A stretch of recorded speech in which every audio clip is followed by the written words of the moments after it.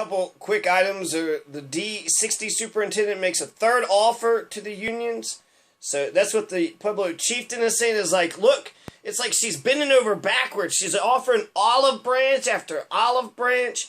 But the teachers, this is a strike. I don't know how many days this is. If this is still going on, this is remarkable. This is also at the very end of the year, too. So I don't understand. Is there no school? I think they opened up the schools for lunches, which actually I thought was pretty ingenious of the establishment to say, look, well, who's going to feed these kids, right? And there are homeless kids and there are poor kids. And the teachers, they deserve better raises. I think they actually get their jobs are better than, like McDonald's workers and shit like that in hard labor, right? The job of a teacher is actually a pretty cool job.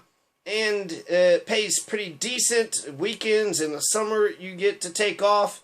So the fact that they're striking for 2 to 3%, it depends on where you're at on the socioeconomical scale. If you're homeless, it's hard to, feel sorry for somebody who's making 50 grand and they want to make 52 grand, all right? But if you're doing okay, then what the fuck is the problem for, teachers to make a decent amount of money? I'm pro working class, I'm pro unions, I'm pro labor, so therefore I like, just on principle, but that doesn't always mean that unions are right.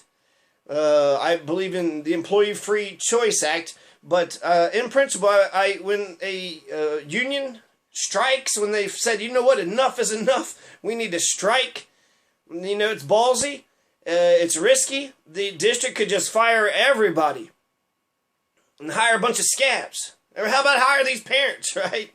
Just bring in, you send these kids out to get babysitted. I don't know. I'm not for sure exactly. I know there's a strike. The schools they're open for lunch. Who's administering the school? I guess the federal grant money. I don't know. Are the kids going? Is it just part of the teachers? Is it all the teachers? I wish I knew more about this damn teacher strike. So that's going on. And actually, I do want to mention a lot of comments for Charlotte Macaluso are not good comments at all. And that's what this whole video is actually about. I just want to talk about a couple other interesting news items that I came across just because that's what I want to do. So there's record high temperature set, heat to continue, no rain predicted for Pueblo. So it's just hot, hot, hot. I was only out for a second. I wound up getting like sunspots. I'm getting blisters on my hand. I'm like, oh my god. So, let's see here. A red panda died. A red panda dies at Pueblo Zoo of a heart condition, according to a news release issued on Thursday. So today the D60 superintendent made a third offer to the teachers. This is Adam Hernick. Furthermore, I was set up to do an on-camera interview with Charlotte Macaluso, in which she gave me a few sound bites with a prepared statement. I was very disappointed, though. As soon as I started asking questions, she walked out on me. I'm inviting her back to do a professional interview to get some important questions answered. And that's actually seems to be, I don't know, I don't hate her for that. She wanted to control messaging, so here's our prepared statement. Here's what we want to talk about. And then he was like, hey, I got some questions. And Mitch McConnell, all these other sort of elitist officials, they, to be a journalist, anybody can be a journalist. It depends on what you can get out of the person, right? So, yeah, I don't want Adam just going and just kind of, I don't know, I guess, what are the teachers' concerns? Take the teachers' concerns, the top 10 list, and say, Charlotte, point 1, point 2, point 3. She did say something, so that means he did get a couple, seconds of her face, so for free, right, to put on to his, but since it's a strike,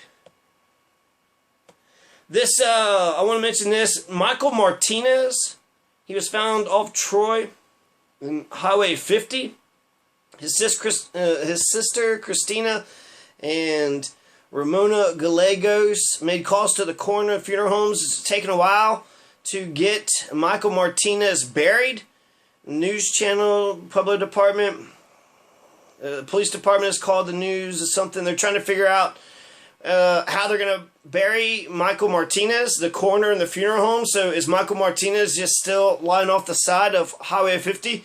And then ask why another Chicano kid dead on the east side. I care. Please share. So this is, yeah, why is Michael Martinez dead? There was a person found on the side of the road, and I think eventually someone's going to take care of it, but I don't understand where the body is. Calls to the coroner, to the funeral homes.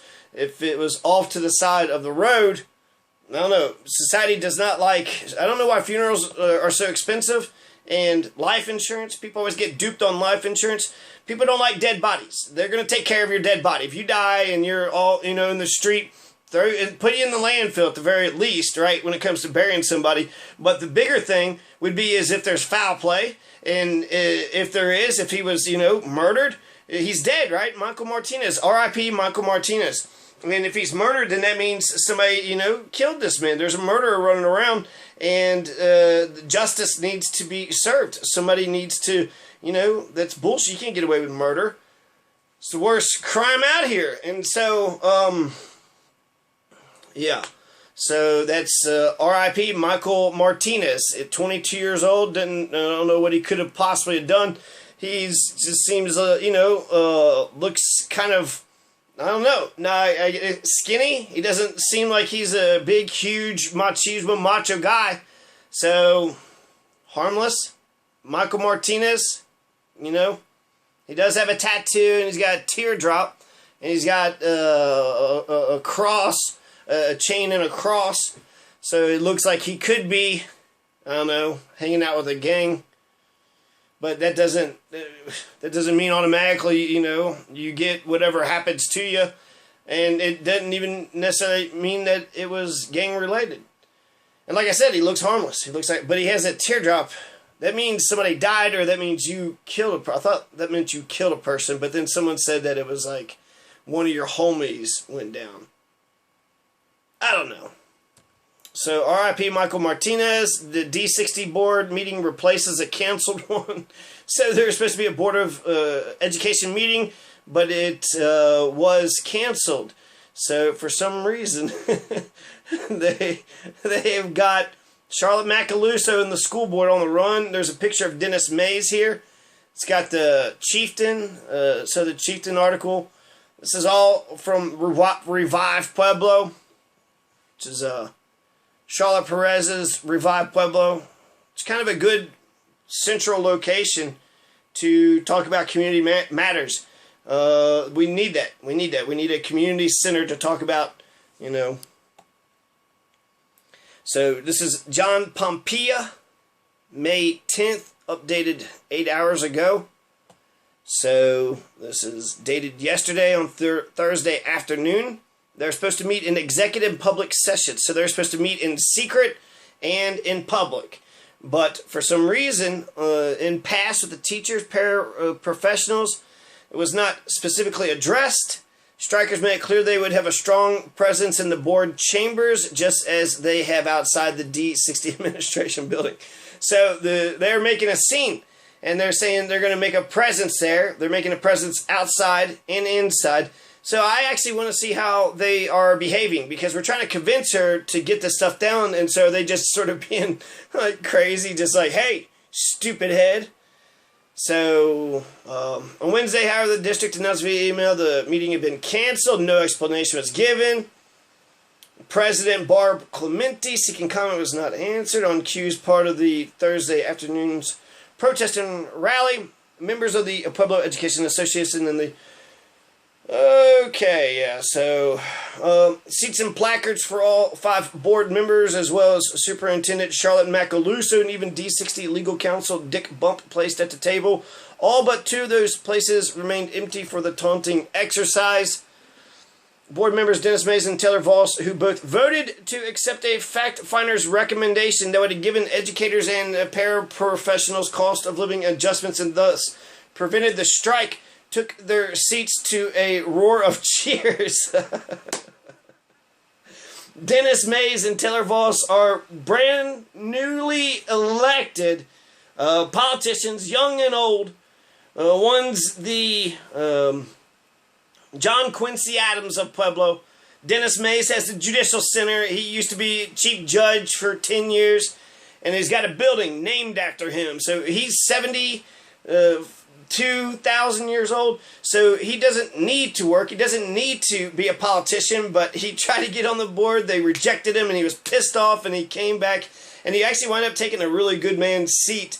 But the John Quincy Adams, he was president, and then he was the House of Representatives. So he was the president, but he still wanted to stay in public life, and so he was a House of Representative after he was president. So the Dennis Mays, the chief judge, wound up winning his school board race, and so now he is one member of a board of 5 on the school board, D60. So actually, D60's got a bunch of money too. I want to say they have $100 million.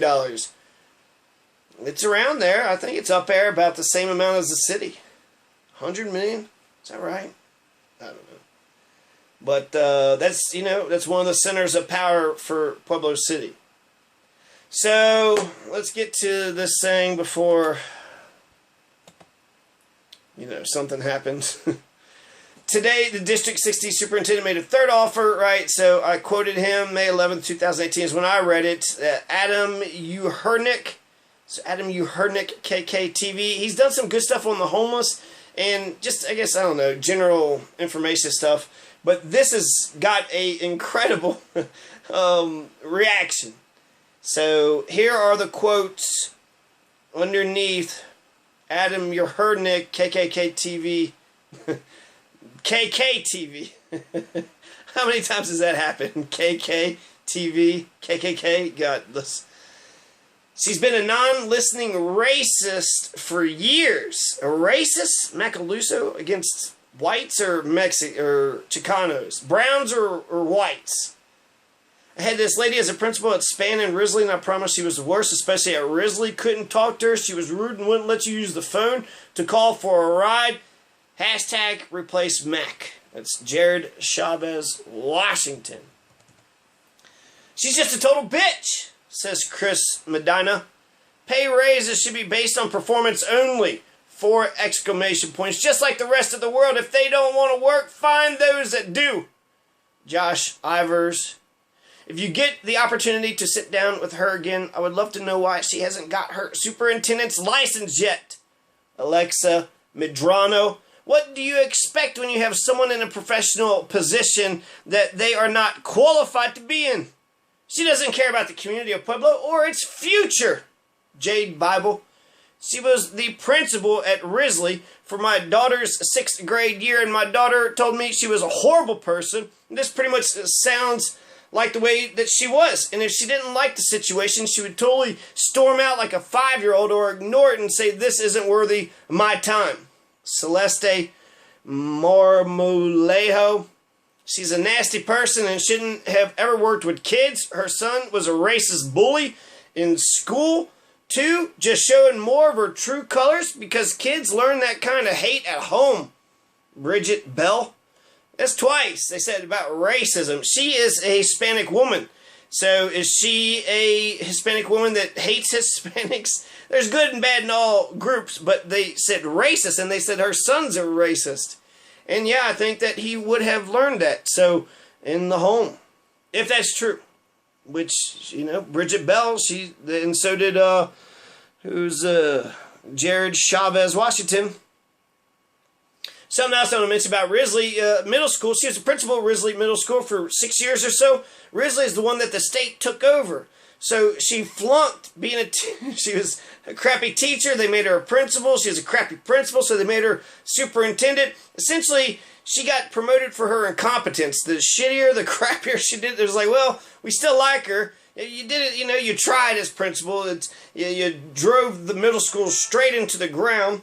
So, at least you tried, right? You tried to... What'd you do at Risley? You messed up. Whatever you did at Risley. It's a failed school. And the middle school, basically, like I said, promoted for her incompetence. She's superintendent because she sucked at being a principal. It's kind of the opposite. For the students, they got to have everything, on the up and up, tip-top shape. Cross your T's, dot your I's. Make sure you raise your hand all the way up. Make sure you arrive on time. Don't be late. Don't be tardy. Orderly. Shut up. Sit down. Do as you're told. But for the teachers, for the principals, for the superintendent, it's a failing school. There was a headline, failed or whatever. The schools are failed. So that means what? We need to fire Candace Jones and put in one of our insiders into the superintendent position, so that way we get to keep a hold of power. We got to clasp the power and we can't let it go. What constituents does Charlotte Macaluso actually represent? So this is bad. This is really bad for Charlotte. I mean, this is getting all this hatred for her, and it's not, undeserved. She lost. She was horrible at Risley Middle School. So why would she be the superintendent? Doesn't make any sense. And if she's got a 3-year contract, then that means we're at least stuck with her for 1 more year. And that's another thing. Why don't we elect these superintendents? We need popularly elected superintendents. Not just school board, but popularly elected superintendents. So, she's a nasty person. Okay, so my son was at Risley too. She was horrible, offered no help with situations that needed her attention. How she made superintendent is beyond me. Michelle Horn, no superintendent should be getting paid more than the teachers that have to put up with the kids that are inside their classrooms. Celeste Marmolejo, I agree, except change the words put up with to educate, encourage, protect, care for. Christy Ann, fire her, give her salary to the teachers in District 60. Alan Groves, please ask her why she is business in the front and party in the back. Hashtag mullet. Nancy Montoya. It just goes to show that she isn't qualified for the job she took, and all she wanted was money. Lorena Gonzalez Torres. The money that the district spends on the strike in terms of lawyers and other expenses could probably pay for all the paraprofessionals' COLA, C-O-L-A. Maybe you could investigate how much money they have spent on fighting the people who actually work with children instead of putting the money toward the COLA. I'm sure it would be eye-opening. Thank you for asking those hard questions, Sabine Moose-Brugger. Preston wins. Well, you do need to remember this is the same person who ran a school in the district for 6 years, never made progress, got handed the superintendent job, all the while the school she just left was being looked at by the state to take over. The state took it over. So Risley is a failing school that the state took over. There's 10, 20 schools here in Pueblo City, and 3 of the schools were taken over by the state, and Risley was one of those schools. So the middle school that she was the principal of was taken over. It was so, run so crappily, so horrible that they just said, nope, you're not going to be principal no more. So the insider said, well, if she's not going to be principal, let's make her president. Let's make her governor. If she failed at being a principal of Risley Middle School, man, the sky is the limit. Let's make sure, let's put her as sheriff. Let's make her the head jailer. Let's put her on top of the United Nations, Secretary General. I don't know. But, yeah. So, Marie Martinez, Constance Jones would never act like Macaluso. Rebecca Hernandez, she needs to resign in all capital letters, which shows she means business. She's an awful representation of District 60 and its staff. Preston wins. Yeah, he's right. A corrupt school board made her the top person. A corrupt school board. There's 3 establishment folks. So Dennis Mays and Taylor Voss have been walking into 3 establishment folks, and I would wonder if they were listening to them. I don't know exactly if they're not having meetings anymore. Are the schools opening? Are they still serving lunch? What the hell is going on? So, it says, so there's that. Good luck getting the professional interview. So, Preston Wins did not think that Adam Hernick would be able to get the professional interview. I think it would be in her best interest to sit down and actually talk with Adam.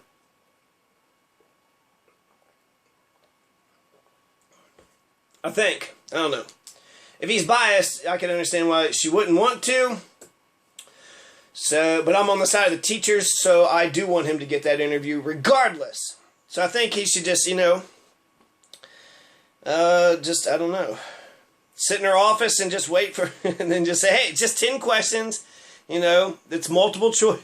It's yes or no. All you have to do is just say yes or no, and then I'm walking. Then I'm out of here. So yeah, those are some of the comments that I was like, wow. This is not going well for Charlotte Macaluso. So, how do I end this?